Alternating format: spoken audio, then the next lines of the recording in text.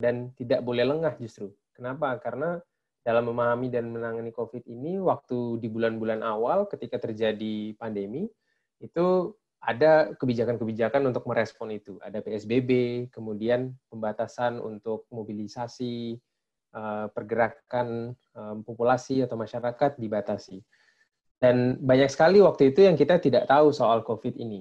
Tapi dalam 5 bulan terakhir sebenarnya perkembangannya sangat pesat gitu. Banyak literatur, sekarang penelitian banyak dihasilkan, kita mengetahui hal yang tadinya kita tidak ketahui tentang virus ini, bagaimana karakternya, apa saja kebijakan yang tepat dan efektif untuk menekan angka penyebaran gitu. Misalkan sederhananya, kalau dulu kita mengenal bahwa penggunaan masker misalkan hanya untuk orang-orang yang sakit saja. Tapi sekarang itu justru digunakan sebagai satu hal yang wajib bagi semua orang yang ada di negara dalam menangani pandemi COVID ini. Oke. Ya, situasi memang berubah sih. Tapi kan sebenarnya sekarang itu kita tahu bagaimana virus itu menyebar. Terus kita juga dikenalin dengan segala macam protokol. Dari mulai cuci tangan 20 detik, pakai masker, jangan bergerombol, sampai akhirnya harus kerja dari rumah. Nah, bukannya dengan semua itu, harusnya kita sekarang udah bisa lebih tenang nih, udah bisa lebih rileks gitu. Kan udah ada protokol, pemerintah sendiri kan juga udah mulai membuka banyak tempat, jadi harusnya bisa dong. Sekarang aja misalnya, kita udah bisa pergi ke Bali, udah bisa jalan-jalan antar kota. Itu gimana tuh? Wah, ini memang pertanyaan semua umat ya, Mbak Ya. Ellen kayaknya nih. Iya, karena memang benar sih, sudah mulai dibuka, ada relaksasi begitu ya di dalam konteks Indonesia. Tapi kalau sebenarnya teman-teman lihat, misalkan di akun-akun yang memang setiap hari melihat angka kenaikan kasus, misalkan kita lihat kalau COVID itu selalu setiap hari mengupdate gitu. Trennya kita tidak menurun saat ini sayangnya, bahkan cenderung naik. Dan kalau kita lihat saudara-saudara kita itu angka kematian juga masih meningkat. Setidaknya misalkan per hari ada 50 orang yang meninggal. Artinya kalau ada 50, kira-kira rata-ratanya berarti setiap 1,5 jam itu ada saudara kita yang kemudian harus berpulang lebih dulu. Nah, ini setiap hari terjadinya. Nah, ini belum termasuk saudara-saudara kita yang pulang lebih dahulu meninggal yang sebelum sempat dites, Mbak Ellen. Itu kalau dengar setiap setengah jam gitu ya, ada orang meninggal di seluruh Indonesia gitu ya. Setengah jam ada 1 orang meninggal, berarti 1 jam ada 2 orang. Angkanya sebenarnya jadi cepat banget ya gitu. Cuman tapi kayak rasanya tuh sebenarnya angka itu masih terasa jauh gitu. Karena kalau kita mendengar curhatan gitu ya, keluhan ataupun omongan-omongan yang keluar dari masyarakat itu bukan soal kematian tersebut gitu. Kita banyak fokus memang ya harus balik kerja gitu kan, anak-anak juga harus kembali ke sekolah. Kemarin tuh jadi trending topik banget itu soal sekolah, anak-anak harus pergi sekolah apa enggak. Terus toko-toko, warung, kafe, resto kan harus buka. Karena kalau enggak ntar nggak ada penghasilan, dan memang kita juga udah menyaksikan kan banyak juga yang sudah tutup akhirnya gitu. Nah, ini sebenarnya jadi harus gimana gitu. Di satu sisi ada itu, tapi di sisi lain ada setiap setengah jam ada orang yang meninggal karena COVID gitu. Situasi sebenarnya tuh kayak apa sih, dan kita tuh mesti gimana sebenarnya? Nah, itulah Mbak Melen, kenapa kita ada obrolan kawal ini kan. Jadi kita kebetulan saat ini hadir nih, ada 2 narasumber kita yang akan berbagi juga nih informasi yang kredibel. Pertama, kita ingin mengundang Mas Wibowo Sulistyo. Ini biasa panggilan akrabnya adalah Mas Bowo.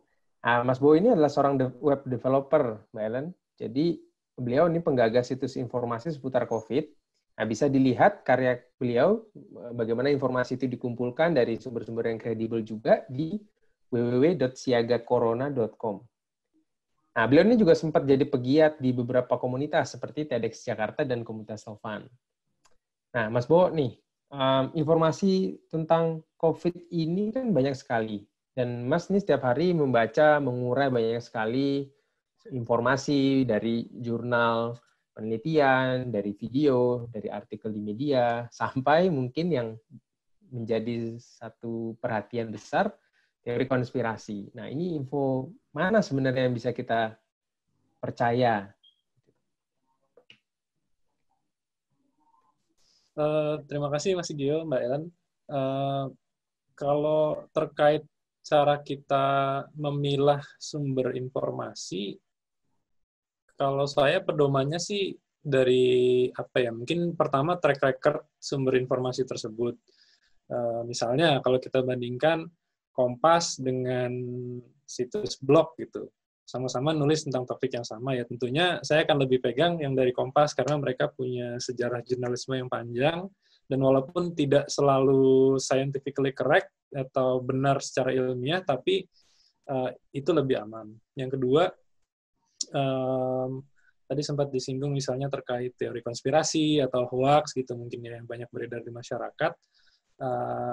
Tentunya tidak ada cara lain selain kita lebih banyak membaca, terutama dari sumber-sumber yang berbeda.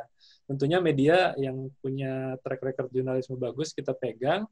Kita juga cari sumber informasi dari Instagram maupun Twitter ataupun Facebook dari orang-orang yang memang punya kompetensi di bidangnya misalnya. Dan juga kadang-kadang kita suka punya blind spot ya ketika melihat satu permasalahan yang, apalagi permasalahan yang sangat rumit. Jadi kita juga harus membiasakan diri kita untuk melihat dari berbagai sudut pandang, termasuk sudut pandangnya teori konspirasi misalnya. Contoh misalnya yang dulu sempat ramai dan ternyata sampai sekarang masih kadang muncul kecil-kecil itu kan teori bumi datar misalnya. Teori bumi datar itu kan ya kita di zaman SMP SMA aja sudah pernah diajarkan prinsip dasarnya, kenapa kalau kita memandang jauh ke laut itu layar kapal kelihatan sedikit ujungnya dulu terus lama-lama kelihatan semua. Itu berarti menandakan memang tidak datar gitu kan. Contoh itu kan contoh yang sederhana. Dan terkait isu hoax COVID ini ya tentunya kita pegang situs media yang kredibel, kita pegang misalnya Satgas yang punya banyak ahli di sana, tapi kita juga komparasi dengan situs-situs atau sumber informasi lain yang menawarkan informasi yang melengkapi atau melihat dari sisi yang berbeda ya, seperti misalnya Kawal COVID atau Lapor COVID, atau misalnya ada juga yang kemarin saya mulai sering lihat itu Pandemic Talks misalnya. Jadi kitalah yang harus melatih diri kita untuk bisa mempunyai lebih banyak sumber informasi, melihat dari segi pandang yang berbeda-beda, dan selalu gunakan akal sehat gitu. Kalau yang diomong udah bikin kita mengerjitkan dahi ya, mungkin itu insting kita berkata ini orang kayaknya ngomong bohong gitu. Jadi harus selalu melatih diri kita untuk bisa memilah informasi. Ini kan kalau Mas Bowo itu kan ngumpulin segala macam informasi itu Mas. Itu nggak pusing ya Mas? Kita aja sekarang, mungkin pertanyaannya adalah kayak orang-orang awam seperti kita gitu ya, ketika banyak sekali, kalau Mas Bowo kan emang niat ya ngumpulin informasi. Nah, kalau kita kan diserbu nih sama informasi dari segala macam rupa. Grup WhatsApp aja, baik yang grup WhatsApp teman-teman, keluarga, segala macam tuh isinya semua informasi tentang COVID sampai ya itu overwhelm ya gitu. Tadi Mas Bowo udah bilang mana yang bisa dipercaya, mana yang enggak. Mungkin saya mau tanya, gimana kita memproses informasi itu supaya kita tidak capek gitu Mas menerima informasi? Karena tadi kan di awal Gio udah bilang gitu, ini kondisi berubah-ubah gitu. Jadi informasi harus update terus gitu, ibaratnya program gitu kan harus diupdate terus kalau berubah-ubah terus gitu. Lalu, nah kalau misalnya informasinya itu datang misalnya keluarga kita kan ada yang dokter misalnya Mas atau profesor gitu, itu apakah kita bisa percaya aja atau gimana kita ngecek bahwa yang informasi yang mereka bawa juga benar? Ya pertama tentang overload informasi dan burnout ya. Kecapean gitu. Sejujurnya saya juga di 1-2 kali selama mulai quote-unquote menggeluti isu COVID ini memang pernah juga mengalami burnout itu ya, karena nonton TV, ditonton berita, baik berita dalam negeri atau berita luar negeri yang terkait COVID, buka HP yang dibaca berita, dibaca analisa, dan memang mungkin lazimnya seperti kita menghindari burnout di bidang apapun ya, kita harus punya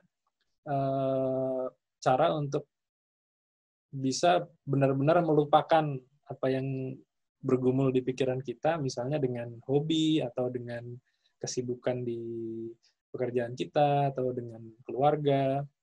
Nah, kalau saya misalnya kira-kira bulan kedua pandemi dimasuk ke Indonesia secara resmi, saya mulai berkebun gitu misalnya. Jadi setiap pagi saya saya menikmati menyirami tanaman, melihat pemandangan, melihat langit, keluar dari ruangan, beralih dari layar laptop, dan itu sangat membantu sih. Yang kedua, juga kita harus bisa mengontrol volume yang kita konsumsi dalam satu waktu dan pintar-pintar kita memproses ya. Kadang saya juga lepas kontrol, tapi kalau memang kondisi sudah lelah, sudah kerasa jenuh, ya sudah, nggak usah lagi dipegang, nggak usah lagi ditonton, nggak usah lagi dibaca. Masih ada hari esok, itulah kasarannya. Nah, kalau terkait, misalnya kita punya saudara atau teman yang profesor atau doktor, yang notabene pastinya terkait isu-isu medis lebih paham lah ya dari kita ya. Tapi saya juga dari dulu selalu menaruh tanda tanya pada kata ahli ya, atau pada gelar ya. Saya bukan orang yang termasuk mendewakan gelar atau titel gitu ya. Orang bisa saja punya gelar berderet, tapi common sense-nya, akal sehatnya nggak jalan, itu sering kita temui. Jadi, dan saya juga sejak dulu selalu melatih diri saya, ketika melihat satu permasalahan, kalau itu sesuatu yang penting buat saya, buat keluarga saya, atau buat misalnya pekerjaan saya, ya saya harus betul-betul memahami gitu. Saya harus paham dulu sendiri, tidak selalu mengandalkan para quote-unquote ahli gitu ya. Terkait COVID ini juga sama. Seperti tadi Mas Gio sudah sampaikan di awal, sebenarnya di seluruh dunia bisa dibilang tidak ada orang yang 100% paham COVID. Karena banyak aspek yang kita belum pahami, dan apa yang sudah dipahami sebagian orang di satu bidang tertentu belum tentu kita pahami juga, karena ini masalah yang cukup rumit dan kompleks ya. Jadi saya beranggapan kita harus selalu rendah hati untuk, kalau bahasa orang kan, berguru pada COVID gitu. Jadi kalau sudah cek recheck dan kita yakin bahwa suatu informasi itu benar, ya baru kita pegang gitu. Tapi selama itu belum dan sumber informasinya tidak bisa memberikan jaminan tersebut, ya saya tetap memberikan tanda tanya, siapapun yang menyampaikan. Oke, Mas. Nah, Mas Bowo, nah ini kita coba bergeser dulu nih. Kita ada narasumber kedua ya, Mbak Ellen ya. Narasumber kedua kita nih Mbak Dia Saminarsi.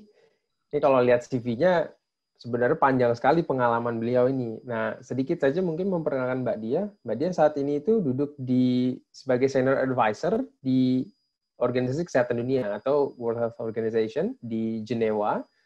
Dan sebelum berangkat ke Jenewa, Mbak Dia ini dulu sempat menginisiasi yang program murni dari semangat volunteerism yang dikenal dengan Pencerahan Nusantara. Ini mengirimkan tenaga-tenaga kesehatan untuk mengabdi di satu daerah yang memerlukan bantuan, dan setelah itu juga menginisiasi lahirnya CISDI. CISDI ini adalah Center for Indonesia Strategic Development Initiatives. Banyak sekali programnya, outreach-nya ke berbagai macam aktivitas dan isu.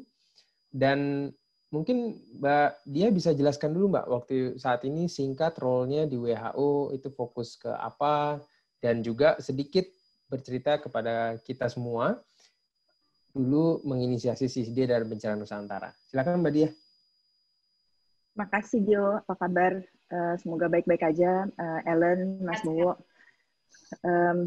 Saya, seperti tadi Gio bilang, saya ada di Jenewa, saya bekerja di WHO.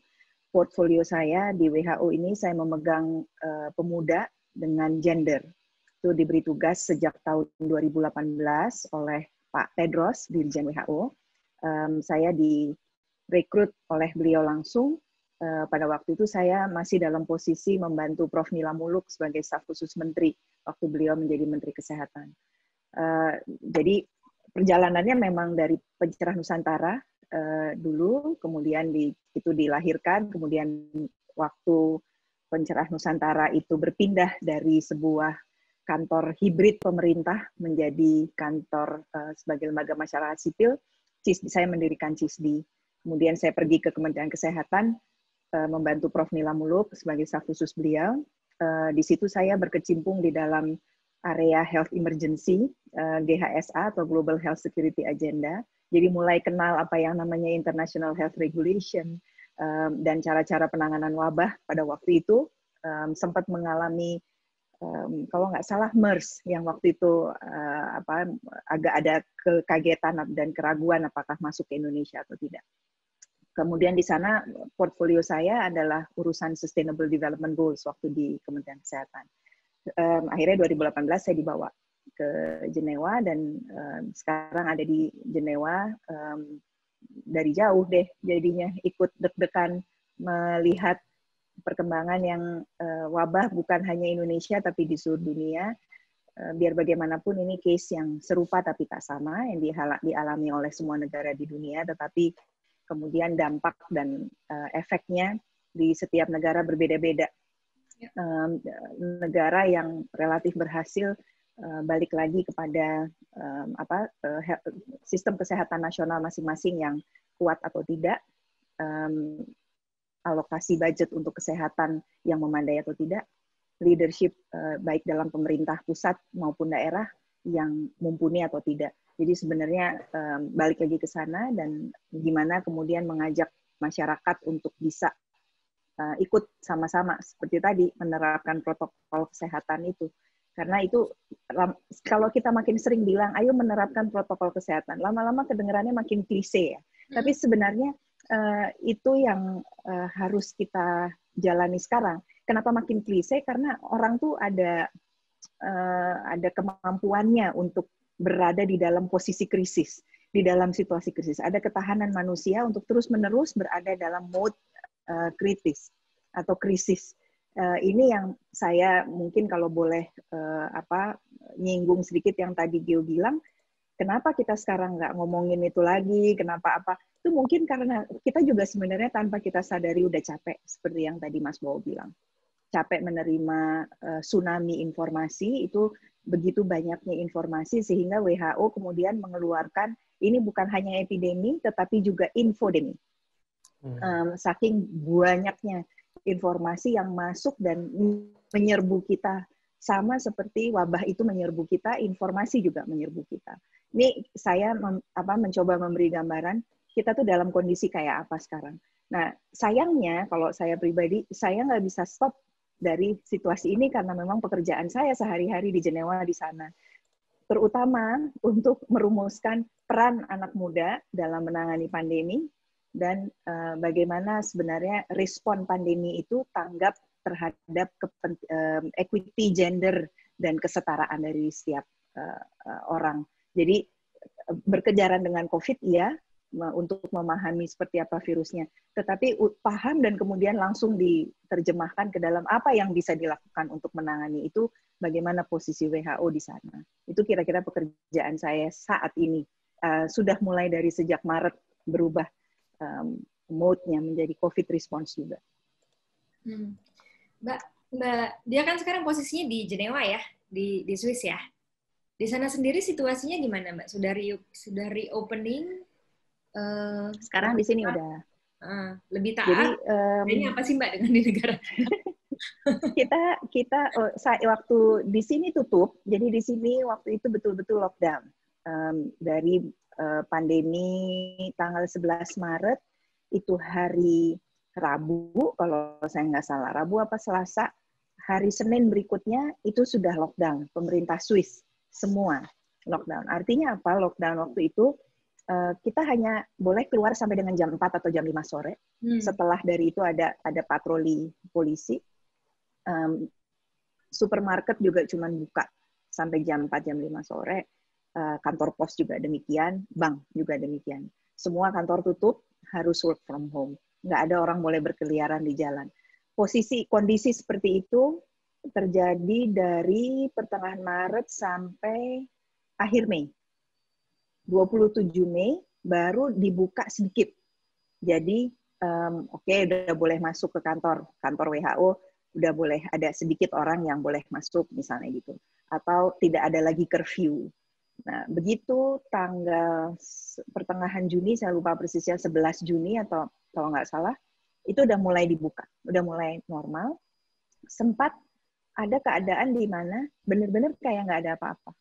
Jadi betul-betul kayak dibuka, biasa aja normal.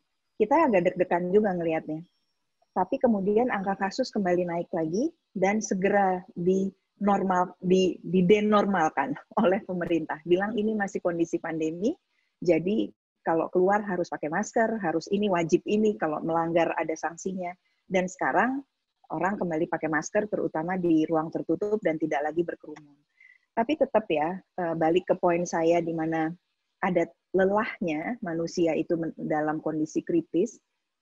Sekarang summer, border di EU sudah mulai dibuka, jadi negara-negara dekat-dekat sudah mulai berkunjung, banyak turis lagi, dan rata-rata nggak mengindahkan protokol kesehatan, ada taman ria yang buka hanya di summer, dan itu juga nggak semua orang patuh pada protokol kesehatan. Jadi kalau dilihat kembali angkanya, Mas Bowo dengan Gio mungkin tahu lebih memantau angka-angka kasus, Eropa udah mulai naik lagi sekarang. Jadi ini kita lagi di dalam kondisi mengalami dampak dari dibukanya kembali, dan itu terjadi 2 bulan setelah betul-betul semua dibuka. Gitu. Ini terjadi hampir di semua negara yang di awal mengalami first wave gitu ya. Di Australia juga, Mbak, saya betul posisinya di Australia. Melbourne juga sempat mengalami ada the first peak dari gelombang pertama, kemudian sempat terkendali, tiba-tiba terjadi outbreak, dan ini lebih parah dibandingkan yang pertama. Nah, Mas Bowo nih, kita geser sedikit Mas sebelum masuk ke sesi trivia nih, Mbak Ellen. Mas Bowo ini kan di beberapa negara itu kan ada proses-proses pelonggaran, Mas. Nah, dari hasil kurasi informasi yang dilakukan oleh Mas Bowo, ini sebenarnya mana sih yang mungkin sudah mengalami penerapan pelonggaran yang relatif berhasil dan mana yang belum? Bisa di-share ke kita, Mas? Relatif berhasil ya. Mungkin yang paling longgar dulu kali ya. Yang sejak awal tidak mengetatkan sama sekali itu kan Swedia ya. Itu negara ajaib sih, dia tidak mewajibkan masker, bahkan jangankan menganjurkan pun tidak untuk memakai masker. Dan kalau kita lihat angka kematian di sana tuh sudah menurun drastis, walaupun angka kasusnya masih naik terus. Tapi naiknya juga lebih terkendali gitu ya kalau kita perhatikan. Terus berikutnya apalagi ya, agak sulit karena yang kita anggap saat ini atau selama 2-3 bulan ke belakang sebagai teladan itu kan misalnya New Zealand dan Vietnam. Vietnam 0 kasus kematian, New Zealand 100 hari tanpa kasus baru. Tapi dua-duanya dalam seminggu terakhir ini kan kecolongan dan langsung outbreak, yang di Vietnam masih kewalahan tracking asal muasalnya, di New Zealand juga sama asal muasalnya seperti apa.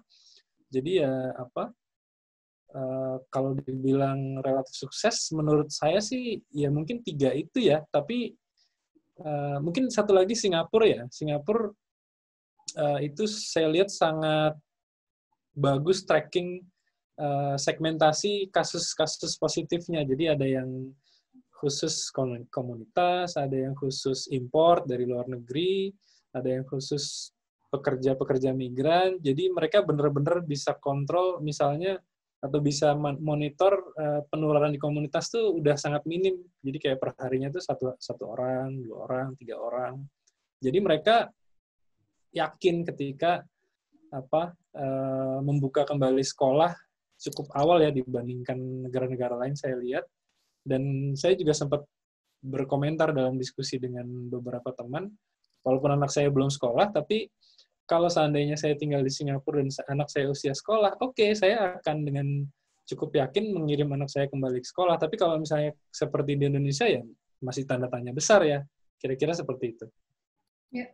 Mas, balik lagi kalau kita tarik lagi ke Indonesia gitu ya.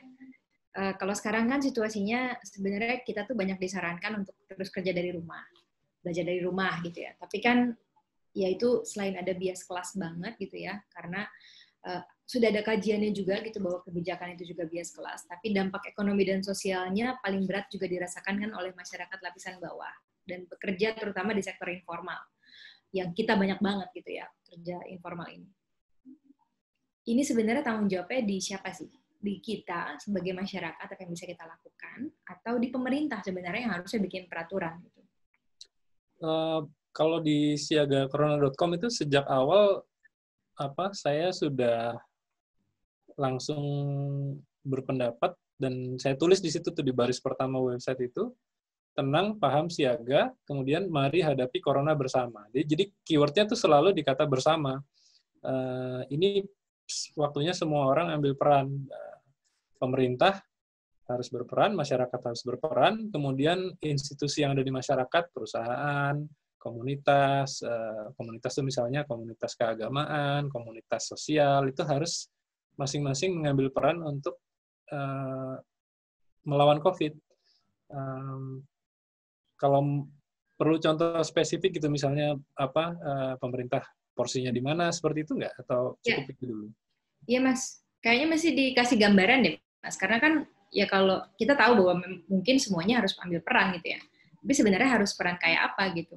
Ya, kalau saya lihat yang diposting oleh teman-teman di Kawal COVID-19 beberapa hari yang lalu itu sangat oke sih. Yaitu ada postingan tuh rumus zero COVID sama dengan 3T ditambah 3M dikurang 3K. 3T itu kan yang pernah digaungkan oleh Presiden Jokowi, testing, tracing, treatment. Kemudian 3M itu yang sering digaungkan oleh ahli kesehatan masyarakat, memakai masker, menjaga jarak, dan mencuci tangan. Kalau 3K itu kelihatannya belajar dari pendekatan Jepang, hindari 3K. Hindari K, kerumunan. Hindari K yang kedua, kamar atau ruang tertutup yang ventilasinya buruk. Hindari K yang ketiga, kontak erat dalam waktu yang lama. Nah, kalau porsi yang 3T itu jelas porsi terbesar harus diambil oleh pemerintah karena itu butuh resource yang besar, itu butuh pendekatan yang sistematis, terstruktur dan cepat. Dan kita tahu sampai hari ini testing masih kurang, tracing apalagi, tracing babak belur, apalagi kalau kita bicara treatment, yang penting untuk memutus rantai penularan yaitu isolasi untuk kasus yang positif, baik yang gejala ringan ataupun tanpa gejala. Karena kalau yang gejalanya sedang ke arah berat kan di rumah sakit ya.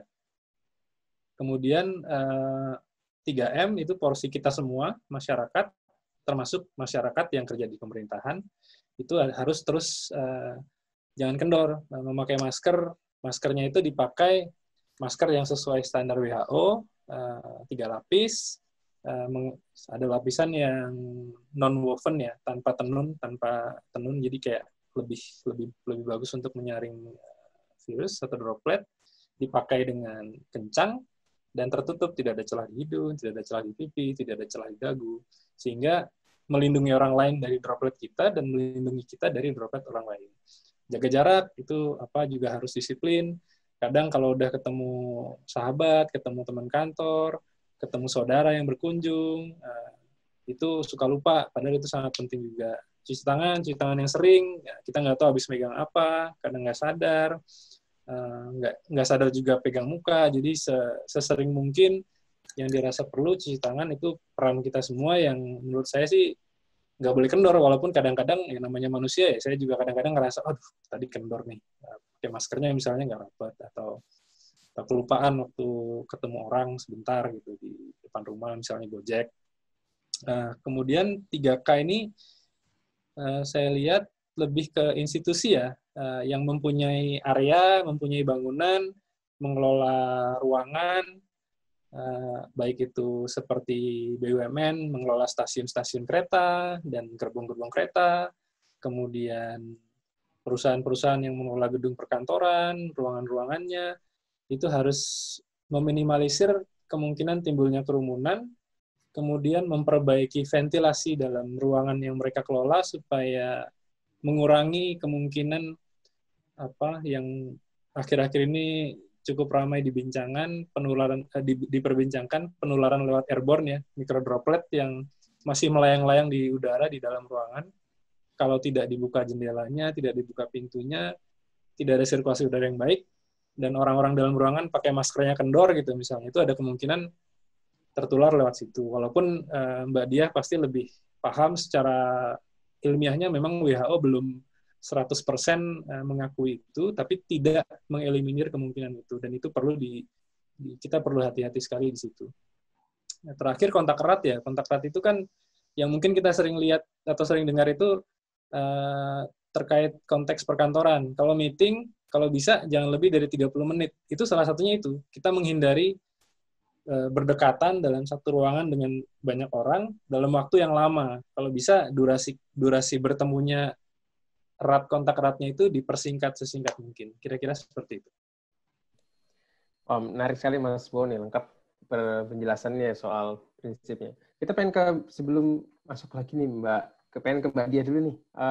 Mbak Diah, mungkin bisa dijelaskan Mbak, ini kan perspektif global ya. Tadi kan dijelaskan kalau sebenarnya kita tuh serupa tapi nggak sama karena setiap negara punya challenges-nya masing-masing gitu ya. Tapi sebenarnya dari sisi variasi policy gitu, ada nggak sih policy untuk mensupres yang Mbak Diah lihat gitu ya, dan mungkin selama ini alami, kemudian apa yang kemudian menjadi efektif, apa yang direkomendasi gitu. Mungkin bisa share Mbak ini perspektif globalnya. Baik. Jadi memang WHO itu menerbitkan sebuah buku strategi. Di situ ditulis apa yang harus dikerjakan komunitas internasional, apa yang dihimbau untuk dikerjakan oleh negara-negara hingga level komunitas. Nah, tantangan terbesar, polisinya tadi Mas Bowo sudah menjelaskan bahwa ada tes, treat, trace, isolate. Ada 3 itu. Itu harus jadi strategi bagaimana melakukan surveillance. Jadi tes dengan trace, nggak boleh kendor, tes harus seluas-luasnya. Trace, WHO menentukan 30 orang per 1 kasus positif. Itu standarnya WHO. Jadi itu menjadi strategi global, policy. Nah, yang harus dipahami adalah ini menurut saya ini yang paling susah. Karena dari policy kemudian ditranslasikan ke policy nasional dari global, dan kemudian dari nasional itu baru nyambung ke 3M. Jadi harus ada cara gimana orang tergerak, terdorong, sadar untuk pakai masker, sering cuci tangan, untuk jaga diri dan komunitasnya. Itu yang terberat. Kenapa? Karena harus ada satu kesadaran untuk hidup sehat. Harus ada health literacy. Dan itu health literacy di setiap negara itu variasinya besar sekali. Ada yang negara-negara maju seperti Eropa, begitu dibilang AIDS, 3M ya, harus pakai masker, harus cuci tangan. Mereka sadar cepat, oh iya ya, karena virusnya nyebar, tanpa mempertanyakan apa-apa, langsung pakai dan mengerjakan. Tapi ada juga yang kurang health literacy-nya, populasi atau negara yang kurang health literacy-nya, di challenge 3M ini. Kenapa dong harus pakai? Emang kenapa kalau saya nggak mau? Kenapa saya kemarin-kemarin nggak cuci tangan juga nggak apa-apa kok? Gitu. Itu yang menjadi titik kritis untuk mendaratkan atau membumikan kebijakan, policy, menjadi sesuatu yang real atau action pemerintah atau action masyarakat. Di situ kalau udah terjadi, baru nih bisa ada tango yang enak antara pemerintah dengan masyarakat, di mana peran pemerintah dan gimana masyarakat kemudian juga ikut ambil peran di situ. Jadi ikut ambil peran menurut saya ya bukan hanya seperti CISDI misalnya, di mana CISDI mengirimkan tim anak-anak muda yang menambah 1 T lagi. Jadi test, treat, trace, tetapi tambah 1 T lagi yaitu teach. Karena health literacy itu harus dibangun, belajar, diajarkan health literacy. Itu 1. Kemudian ada yang komunitas-komunitas bergerak, bikin tempat cuci tangan, misalnya yang sering, bikin depot untuk masker, itu pun adalah form of teaching yang berbeda untuk masyarakat.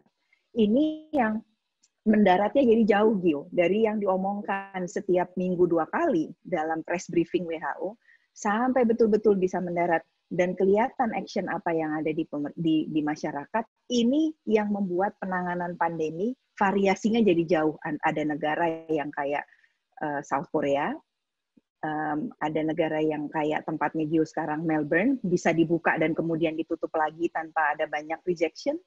Ada negara di mana seperti di negara kita yang tidak bisa mengeluarkan lockdown, tetapi memilih PSBB dan kemudian dibuka dan tidak bisa ditutup lagi. Variasi ini yang membuat penanganan pandemi jadi beda di negara sebelah dengan di negara kita. Jadi sekarang yang paling konkret menurut saya adalah gimana sih kita bisa menghidupkan 3M tadi itu. Jadi supaya ada perubahan perilaku, supaya ada kesadaran baru yang tumbuh. Ini nggak akan bisa cepat, tapi jangan pernah lupa pandemi itu juga tidak akan berakhir cepat. Sekarang kita punya vaksin, sudah ada di depan mata, tapi belum ada. Masih uji klinik. Hasilnya masih belum ketahuan seperti apa. Kemudian proses manufacturing-nya juga belum ada. Kalau kita betting atau bertaruh hanya kepada vaksin, dan kita tidak melakukan 3T, dan tidak melakukan 3M, dan menjauhi tadi 3K, maka kita akan ada di dalam posisi yang lebih parah daripada hari ini. Jadi itu yang kita harus mungkin sebagai masyarakat sipil sama-sama memberikan, berpikir gimana sih cara teaching-nya. Jadi kalau cara teaching-nya CISDI misalnya lewat Pencerahan Nusantara, dengan memperkuat puskesmas, kirim tim. Tapi cara teaching yang lain dari kala COVID, dari tempatnya Mbak Ellen di Kekini, itu ada beda-beda.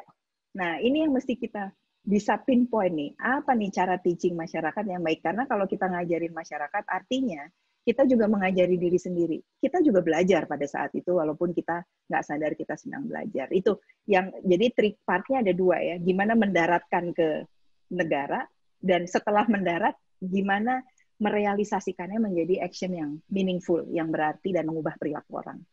Ya. Gitu. Oke, terima kasih Mbak Dia. Kita masuk ke segmen berikutnya. Ini adalah segmen trivia.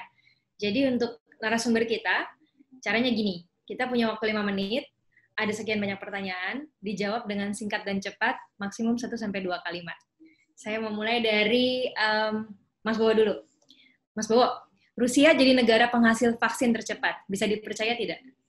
Maybe. Tunggu hasil uji klinisnya diumumkan. Oke. Mbak Dia, uji klinis vaksin di Indonesia kabarnya sukses. Bisa dipercaya? Bisa lah.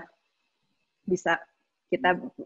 Saya mau pakai posisi WHO boleh ya, cautious optimism. Jadi kita harus optimis, tapi kita juga tetap harus cautious. Oke, Mas Bowo dan Mbak Dia, lebih baik gunakan vaksin buatan dalam negeri atau luar negeri? Dan apa bedanya? Dua-duanya. Sama, dua-duanya. Karena ini akan satu mengikuti yang lain. Vaksin dalam negeri sekarang masih mau diterbitkan bibit vaksinnya. Silakan, Gio. Pertanyaan apa lagi nih, Mbak Ellen? Buat narsum kita. Masih ada tuh. Kayaknya ada beberapa nih ya? Minggu lalu, iya. Cluster ada apa gitu, kalau nggak salah ada banyak pertanyaan. Menarik nih pertanyaan-pertanyaannya. Oke. Ke Mas Bowo dulu. Mas Bowo, ini ada isu soal sekolah mau di reopening. Gimana tanggapannya, Mas? Untuk di Indonesia? Kalau saya untuk di Indonesia masih wait and see, kalau bisa ditunda. Saya cenderung opsi yang agak ekstrim, bahkan menunda kalau perlu 1 tahun ajaran. Karena kondisi di Indonesia ini tidak bisa dibilang aman walaupun zonasinya dikatakan hijau oleh Satgas ya.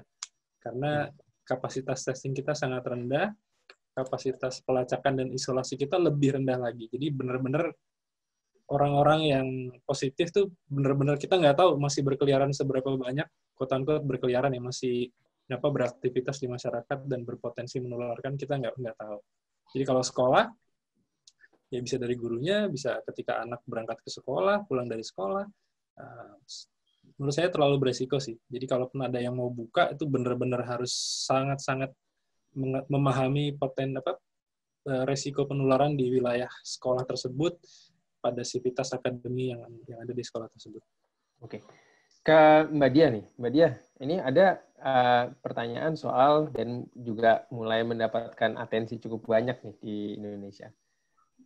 Dan salah satu yang posting itu mengutip briefnya WHO, Mbak. Nah, ini yang ingin coba klarifikasi. Sebenarnya OTG atau orang tanpa gejala itu menular nggak sih, Mbak? Mungkin ada perspektifnya WHO nih yang bisa di-share. OTG itu kalau di briefnya WHO namanya asimptomatik. Dan tapi asimptomatik itu tidak mungkin tanpa gejala sama sekali.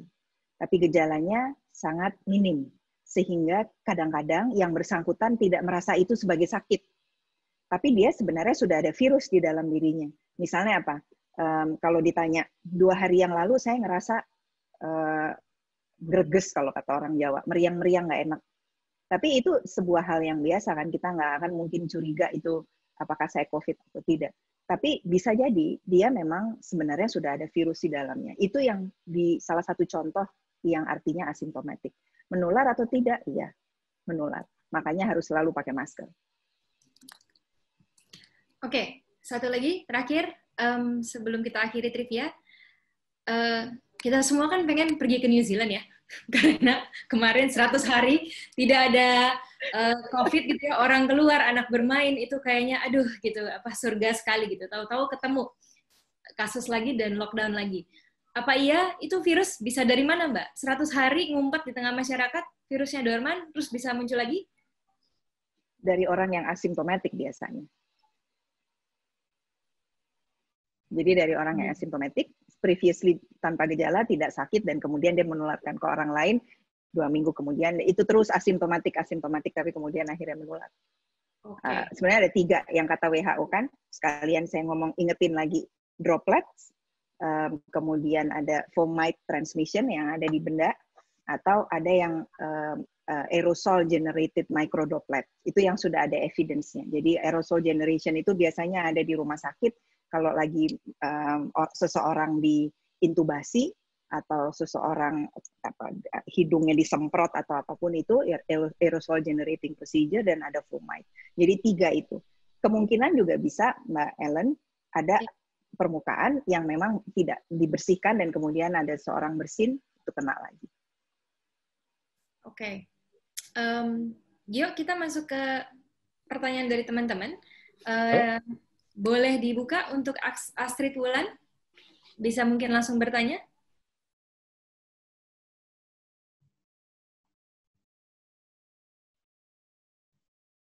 Astrid Wulan masih ada?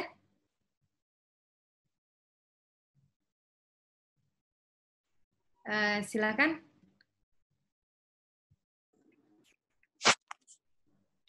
Halo. Ya, silakan. Iya, selamat malam semuanya, Mas Gio, Mbak Ellen, Mas Bowo, dan Mbak Dia. Iya, mau nanya, ini kan kebetulan terkait informasi nih, baru-baru ini kan rame nih di Indonesia terutama ya, tentang banyaklah informasi yang tersebar di masyarakat Indonesia, baik yang benar maupun yang salah. Nah, memang menurut UNESCO kan minat baca di Indonesia masih tergolong rendah, kalau tidak dibilang sangat rendah gitu. Nah, gimana sih sebenarnya bentuk informasi, terutama informasi seputar COVID ya, karena kita kan lagi butuh banget informasi yang benar dan bisa tersampaikan ke masyarakat dengan benar juga. Itu bentuknya tuh yang paling sesuai dengan karakter masyarakat kita sebenarnya harusnya seperti apa sih? Misalnya, apakah harus yang berbentuk lebih banyak gambar, atau lebih banyak data, atau mungkin dalam bentuk video, atau disampaikan oleh influencer misalnya. Karena melihat tadi minat baca yang rendah, kayaknya kok percuma gitu, kita udah bikin informasi yang pack dengan data, ya nggak dibaca juga gitu. Oke. Apakah mungkin memang lebih ngaruh dengan misalnya disampaikan oleh influencer yang dekat dengan kehidupan sehari-hari, misalnya penyanyi dangdut gitu misalnya, yang nyampein apakah mungkin bisa lebih masuk? Nah, sebenarnya gimana sih menentukan bentuk informasinya tuh seperti apa gitu? Ya, oke. Terima kasih Astrid. Saya mute kembali. Silakan Mas Bowo, karena informasi silakan dijawab duluan. Nanti mungkin bisa ditambahkan oleh Mbak Dia. Ya. Jangan terlalu panjang ya, Mas. Iya siap. Memang sangat menantang ya. Ini isu yang kompleks yang perlu dikomunikasikan dengan cara yang sederhana dan mudah dipahami oleh masyarakat luas ya. Kalau dari saya sih, kalau paling penting satu itu teladan orang-orang yang ada di publik, yang terutama yang tersorot di layar TV kita ya, baik itu pejabat, influencer, atau tokoh-tokoh masyarakat lainnya. Contoh misalnya, mohon maaf ini kalau RI1 nonton, kalau itu kadang kita lihat Pak Jokowi misalnya ketika kemana pernah satu waktu tidak pakai masker, hanya pakai face shield, atau ketika rapat dengan menteri yang lain maskeran, masker diturunkan. Ya, oke sih, mungkin kalau lingkungan yang sangat terkontrol di istana, di mana testingnya juga mungkin lebih bagus daripada di masyarakat, mungkin itu lebih aman. Tapi menurut saya itu bisa dicontohkan dari pejabat. Influencer juga sama, kita lihat acara-acara TV pada nggak maskeran gitu kan. Dalam hati saya, ini kan kita lagi darurat ya, kenapa kok itu nggak ada yang negur, apakah dari komisi penyiaran atau dari stasiun TV-nya. Kalau untuk masyarakat yang melek internet, saya pikir yang visual ya, video, infografis, itu sangat bagus. Kalau untuk masyarakat yang di luar quote-unquote internet atau dunia online, yang saya belum pernah lihat itu kayak kita mengambil cara-cara yang jadul dan tidak umum. Misalnya jadul itu apa? Tempel poster di mana-mana. Ya. Ada sih kadang-kadang poster kita lihat, tapi itu kan lebih inisiatif RT atau RW. Tidak ada yang secara terpusat, terkoordinasi oleh pemerintah gitu. Yang tidak ortodoks apa? Misalnya saya kemarin sempat dengar cerita, ada satu negara, saya lupa negara mana, itu menggunakan toa masjid untuk menyampaikan kampanye kesadaran untuk pola hidup bersih dan sehat, khususnya terkait COVID. Kita kan punya banyak toa masjid ya, masjid ada banyak, toa ada banyak, tapi itu tidak pernah dipakai misalnya. Jadi memang semua itu harus kita explore dan harus siap berpikir out of the box. Mbak Dia mau menambahkan? Saya kira tadi udah lengkap, saya cuma mau menambahkan berulang kali. Jadi kalau mau memberi berulang kali dan konsisten. Kalau misalnya di luar yang harus baca ya, kalau yang harus baca kan misalnya kita bisa mediate ditengahi dengan gambar misalnya, dengan gambar yang kreatif itu bisa. Tapi terus muncul repetisi sama konsistensi. Kalau misalnya sekali pemerintah atau orang yang diikuti gitu muncul dengan masker, tapi kemudian pada kali berikutnya tidak, nanti muncul lagi. Pada saat berikut foto jauh-jauhan, nanti muncul lagi deket-deketan. Itu membingungkan. Jadi kalau memang mau masyarakat belajar yang benar, publik belajar yang benar dan meniru, maka harus repetisi dan konsisten. Sama terus message-nya.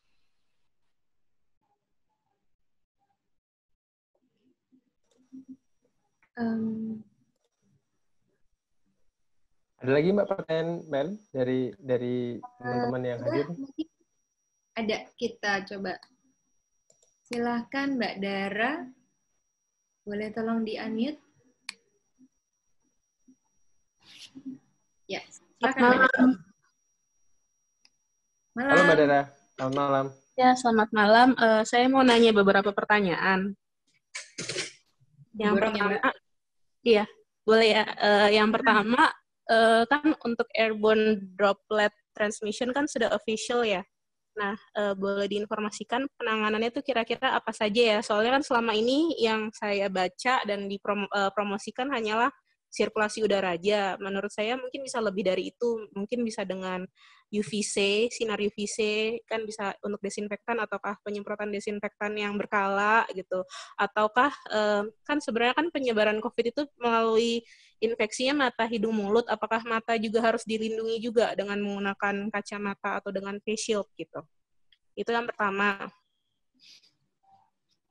Terus kemudian yang kedua, mengenai jaga jarak. Jadi jaga jarak kan di negara-negara tuh standarnya beda-beda ya. Dan ada juga di satu penelitian saya lihat ada video gitu, kalau misalkan orang bersin itu jangkauannya bisa sampai 8 meter. Nah, kira-kira sebenarnya idealnya tuh jaga jarak tuh berapa meter sih yang idealnya? Soalnya untuk di Kepmenkes sampai sekarang saya baca masih 1 meter gitu.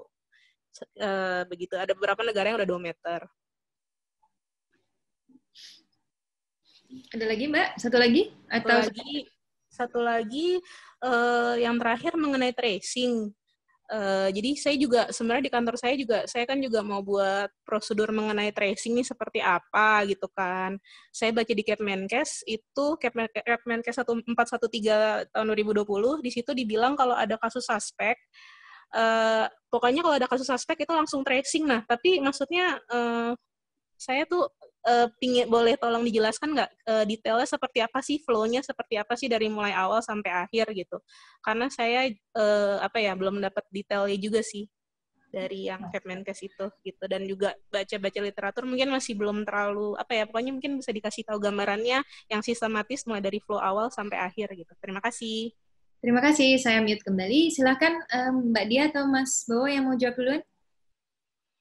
Boleh saya jawab? Terkait airborne yang silakan Mbak Dia. Oke, saya jawab satu-satu ya. Jaga jarak ideal kalau di panduannya WHO itu 1-2 meter untuk dengan asumsi bahwa penularannya dari droplet. Yang kalau orang bersin dan kemudian bisa sampai 8 meter, yang micro droplet itu yang saat ini sedang diteliti. Jadi saya mau meluruskan, itu belum official bahwa penularan melalui airborne. WHO belum mengeluarkan petunjuk teknis dan atau statement bahwa itu sudah pasti keluar dalam bentuk airborne. Yang official adalah 3 yang tadi saya bilang, droplet, fomite, dan aerosol generating yang dari semprot atau di lab atau di rumah sakit. Nah, yang sekarang sedang diteliti adalah kalau bersin terus ada micro droplet yang keluar, yang lebih ringan daripada droplet yang keluar kalau kita bicara atau kita bernyanyi, itu yang akan yang terbangnya lebih lama dan lebih jauh. Dia lebih lama berada di udara dan dia lebih jauh bisa terbangnya. Jadi Mbak Dania jangan boleh berjaga-jaga, justru malah harus aware bahwa ada kemungkinan kalau, dan itu memang sejak awal sudah dibuktikan ya dari beberapa kasus misalnya dalam ruang tertutup kemudian terjadi penyebaran. Tapi apakah itu virusnya airborne atau tidak? WHO belum mengeluarkan apapun yang official, baru bilang bahwa dalam briefnya WHO yang dibilang adalah ada evidence ke arah sana. Dan evidence itu sekarang sedang diteliti oleh para ahli dari WHO untuk dipastikan apakah tambah satu lagi nih cara penularannya COVID. Karena sekarang udah 3, apakah jadi nambah 4? Tapi yang keempat ini belum dipastikan. Kemudian untuk apakah perlu pakai face shield atau tidak? Kalau ada di kerumunan, sebisa mungkin ya memang untuk keamanan diri sendiri dan orang lain pakai masker. Kalau mau menambah face shield boleh. Tapi jadi ini jangan pernah lupa bahwa COVID itu menular di udara di ruang luar ataupun di ruang tertutup. Jadi dalam ruang tertutup kalau penuh dan kemudian semuanya bicara, semuanya bernyanyi, lalu makan sambil ngobrol, itu juga akan ada risiko penularan sangat tinggi. Tapi kalau di luar bergerombol, berkerumun, itu juga risiko penularannya sama tingginya. Nah, mengenai alur tracing, tadi saya sudah sempat bilang bahwa ada standar dari WHO itu 30 kasus dari 1 kasus positif. Jadi kalau 1 orang ketemu positif, maka harus di-trace atau dilacak 30 orang yang dia temui. Dianggap 1 orang itu akan paling tidak menemui 30, harus ketemu 30. Seperti apa pelacakannya? Kalau di Indonesia yang saya tahu ada namanya form epidemiologi. Jadi itu memang yang harus dikerjakan oleh para tracer yang ada dari puskesmas atau dari dinas kesehatan, melakukan wawancara kepada yang bersangkutan. Ketemu siapa aja dalam hari ini, dalam kemarinnya lagi, itu ditanya oleh seorang tracer dan kemudian diisi di dalam form epidemiologi. Jadi kalau Mbak Dania adanya di kantor dan pekerjaannya berhubungan dengan itu, saran saya adalah pergi ke puskesmas terdekat, minta informasi form epidemiologi ini, atau bisa juga kalau mau belajar sendiri, ada pedoman teknis yang dikeluarkan terakhir oleh Kemkes, itu yang versi 5. Menurut saya di situ lengkap, ada semua form epidemiologi yang bisa dipakai, connect dengan puskesmas, dan nanti dengan dinas kesehatan setempat. Itu aja. Iya, jadi untuk form epidemiologi itu kurang lebih pertanyaan sama-sama yang ini nggak, yang pedoman penanggulangan yang Rev 5. Saya juga udah baca sih.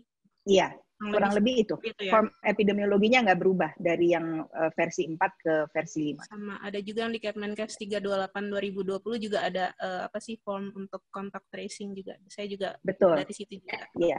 Jadi dari Kemenkes turunannya, petunjuknya ada di pedoman teknis itu ya. Versi 4 sama versi 5, form PE-nya nggak berubah. Ini sementara menggunakan itu untuk pertanyaan jawabnya ya. Makasih. Iya, betul Mbak Dania. Saya nambahin sedikit. Ya, Mas. Sedikit saja, Mas, tapi ya jangan banyak-banyak. Ya. Untuk UVC atau mekanisme lain untuk meminimalisir resiko penularan lewat airborne, itu sudah ada beberapa organisasi yang biasanya terkait dengan manajemen gedung, seperti Green Building, atau yang terakhir itu ada namanya Immune Building. Itu bisa di-googling, mereka sudah mengeluarkan panduan terkait itu, menambahkan filter atau mengatur HVAC sistemnya supaya gimana-gimana, itu ada cukup detail. Kalau dari saya pribadi sih, untuk mengurangi resiko penularan airborne maupun ketika jarak tidak bisa dijaga atau walaupun sudah jauh tapi tetap khawatir tertular, itu tetap harus menggunakan masker yang bagus sesuai standar WHO. Kalau masker kain itu juga bisa di-googling, atau di siagacorona.com itu ada infografisnya, silahkan dicek dan dipakai dengan kencang ya. Kita sering lihat, atau mayoritas yang saya lihat orang pakai masker itu kendor, cuma mengandalkan tali yang di kuping, itu kadang maskernya kegedean, jadi ada rongga di hidung, rongga di pipi, rongga di dagu.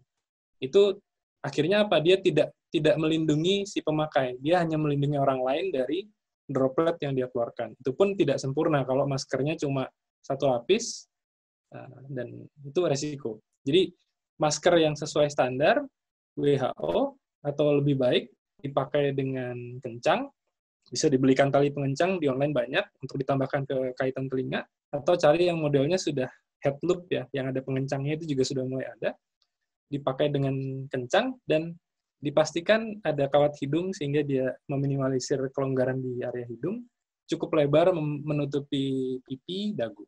Itu akan mengurangi resiko tertular bagi si pemakai. Kemudian terkait contact tracing, ada satu hal yang saya sendiri belum lakukan yang sempat diposting di Kawal COVID-19 Instagram, itu adalah pegawai di kantor itu dibiasakan untuk menyimpan jurnal kontak atau membuat jurnal kontak sederhana. Hari ini jam sekian saya ke toko itu ketemu dengan penjaga bernama ini misalnya selama setengah jam. Kemudian siangnya saya makan siang dengan 3 orang teman kantor di sini selama sekian. Jadi itu mengurangi risiko lupa ketika ditanya oleh kontak tracer, kamu kemarin ketemu siapa aja, kemarinnya lagi ketemu siapa aja, minggu lalu ketemu siapa aja, itu kan namanya manusia ya, suka lupa. Jadi dibiasakan di kantor dibikin SOP, harus setor jurnal kontak setiap harinya, terutama yang terkait dengan aktivitas kantor ya, karena mungkin kalau aktivitas pribadi di luar kewenangan kantor. Dan terakhir saya mau apresiasi Mbak Dara dan kantornya yang sudah berpikir sejauh itu, karena itu termasuk masih langka sih kalau saya pikir ya, yang sudah berpikir tentang mengurangi risiko penularan lewat airborne, sudah sampai berpikir menyiapkan SOP terkait kontak tracing, itu sangat luar biasa. Mudah-mudahan sukses dan tetap aman semuanya. Oke, terima kasih Mas Bo. Satu pertanyaan, jadi saya minta waktu teman-teman, sedikit kita agak lewat waktu sedikit. Dari Mbak Dania, mungkin bisa dijawab secara cepat oleh Mbak Diah. Boleh di-share-kah proses atau langkah apa yang akan terjadi setelah seseorang mendapatkan hasil swab positif? Biasanya itu yang pertama dikerjakan adalah melaporkan kepada dinas kesehatan Jadi dinas kesehatan akan diberitahu bahwa itu positif dan kemudian yang bersangkutan akan dihubungi dan ditanya kemudian tracing siapa saja yang tinggal serumah dan siapa saja yang tadi Mas Bowo bilang hari ini ketemu, kemarin ketemu dan selanjutnya terus sampai ketemu 30 tadi.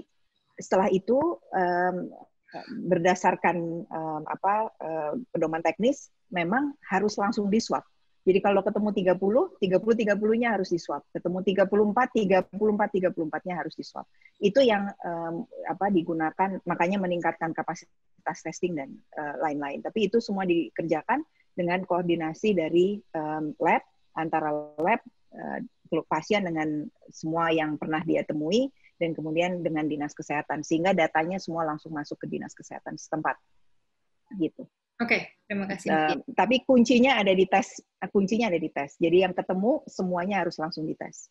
Mungkin ditambahkan terkait isolasi mandiri atau di fasilitas pemerintah. Kalau yang parah maka langsung masuk rumah sakit. Tetapi yang tidak biasanya langsung disarankan untuk isolasi mandiri karena COVID itu banyak yang sebenarnya gejalanya ringan dan sedang. Sehingga dimungkinkan untuk isolasi mandiri, tapi bila tidak maka harus masuk ke rumah sakit, ada Wisma Atlet dan rumah sakit rujukan lain. Oke, terima kasih Mbak Dia. Gio? Yes, oke Mbak Ellen, kita masuk ke segmen terakhir nih Mbak, karena sudah selesai semua. Terima kasih banyak ini karena banyak sekali tadi informasi yang bagaimana perkembangan terakhir, ada variasi-variasi policy, dan pertanyaan-pertanyaan menarik dari para partisipan yang hadir pada malam hari ini. Dan kita ini ada polling ya Mbak Ellen ya? Yeah. Karena kita nggak hanya berakhir di sini nih obrolan kawal nih. Ada polling ya kalau nggak salah ya Mbak ya? Bener kan? Yeah. Jadi obrolan kawal ini kan akan ada tiap minggu. Nah, kita pengen minta masukan untuk teman-teman, silahkan dipilih pollingnya di layar, di sisi bawah itu ada kolom polling. Jadi tinggal diklik, kira-kira topik minggu depan itu yang ingin dibicarakan apa.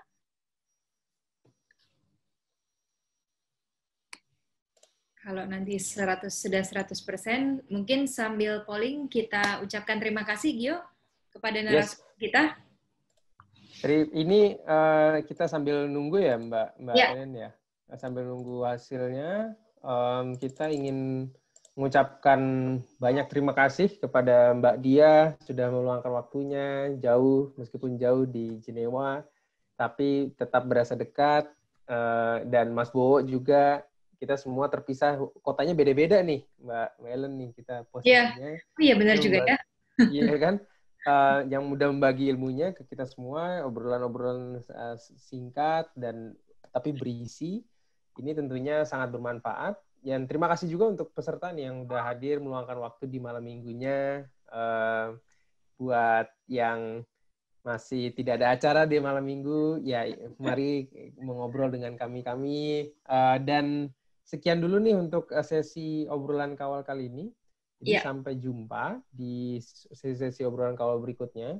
Nah, pantengin terus nih IG kita di kawalcovid19.id dan juga akun Instagramnya Sisti dan Twitternya. Jadi ada. Gitu. Oke. Terima kasih Gio. Terima kasih juga kembali kepada Mas Bowo dan Mbak Dia untuk waktunya. Polling kita sudah selesai, 100% voted. Jadi topik minggu depan adalah tips kerja dengan aman.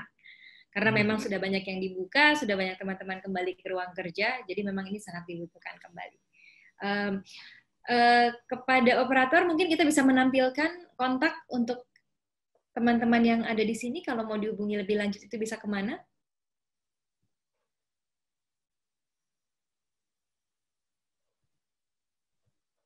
Apakah ada kontaknya bisa ditampilkan? Kalau tidak ada, saya minta sebutkan langsung saja. Mbak Dia, bisa dikontak kemana Mbak? Kalau mau bertanya lebih lanjut, melihat Facebook, Instagram, atau Twitter handle saya Dia Saminarsi, Instagram saya Adik Dia, email saya saminarsih@who.int. Oke. Nanti untuk teman-teman yang di sini, bisa tolong diketikkan. Jadi nanti akan bisa tinggal di copy paste saja. Lalu untuk Mas Bowo? Bisa ke siagacorona.com, di bawah itu ada handle Instagram saya, silakan dikirim DM. Oke. Terima kasih teman-teman. Acara ini adalah kerjasama antara Kawal COVID-19 dengan SISDI dan dengan Kekini Ruang Bersama. Nantikan terus kami setiap malam minggu, ngobrol malam mingguan jam 8 malam. Dan jangan lupa, Gio, untuk pakai masker, mencuci tangan, dan menjaga jarak. Sampai jumpa lagi minggu depan. depan. Terima kasih banyak, Terima kasih Mas Bo, semuanya. Bertemu semua. Sampai jumpa.